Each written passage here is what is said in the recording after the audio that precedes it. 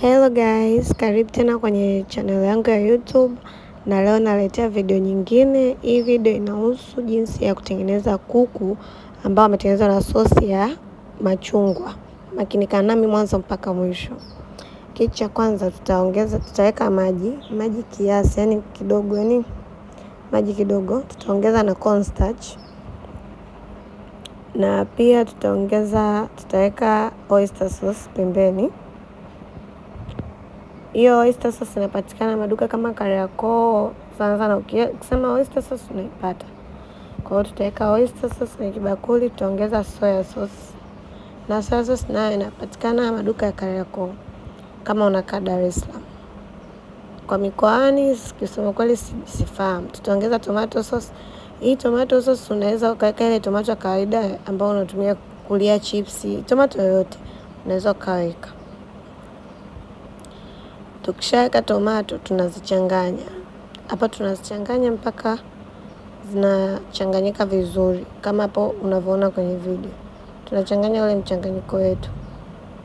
Na hauweki nyingi, unaweka kiasi. Na kitu kingine, hii kitu hatuwekei chumvi kwa sababu sasa tunaweka sasa na chumvi. Tutachukua juisi pembeni, juisi ya machungwa tutaweka pembeni. Kwa hiyo tutaweka hapo sufuria yetu au chombo chetu, tutakiwekea mafuta ya kura, tutaweka kitunguu saumu. Tutakikanga kitunguu saumu. Baadaye tutaongezea tangawizi. Tutaweka tangawizi tu kiasi. Na hauweki nyingi, yani inategemea tu na kuku wako kwa ngapi. Na kuku nilotumia ni vipapatio. Kwa hiyo tutaweka hiyo soya sauce. Ambayo sosi yetu tulichanganya pembeni ile nilokuonyesha. Tutaikoroga vizuri. Tukishaikoroga vizuri, tutaiacha kidogo ichemke, afu tutaweka kuku. Kuku nilotumia ni vipapatio ama chicken wings unaweza kusema. Kwa hiyo nitaweka hivyo vipapatio vilivyokaangwa, nilivikaanga pembeni.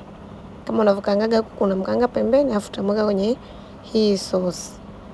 Nikishakoroga hivyo, nikishaviweka hivyo vipapatio, nitavichanganya na hiyo sauce kama hapo unavyoona kwenye video. Kwa hiyo nitachanganya hapo vizuri. Hapo unaona imechanganyika vizuri. Nitaongeza ile juisi ya machungwa. Kishaongeza juisi ya machungwa nitaichanganya pia. Kwa hiyo nitaichanganya, itachemka. Nitaongeza ule mchanganyiko wetu wa cornstarch na maji.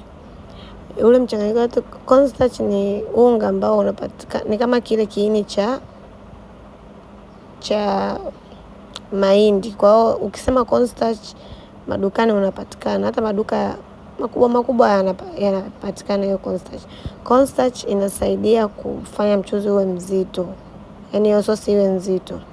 Tukishamaliza hapo, tuna serve na chips. Mimi nimeserve na chips. Unaweza ukalia wali, unaweza ukalia ndizi, unaweza ukalia kitu chochote, ugali. Lakini mimi nimeserve na chips. Kama hapo unavyoona presentation yangu iko vizuri na kiukweli ilikuwa tamu sana. Kwa hiyo siku nyingine kama ukitaka kujaribu, usisahau. Kama utakuwa umejifunza video hii, usisahau kusubscribe.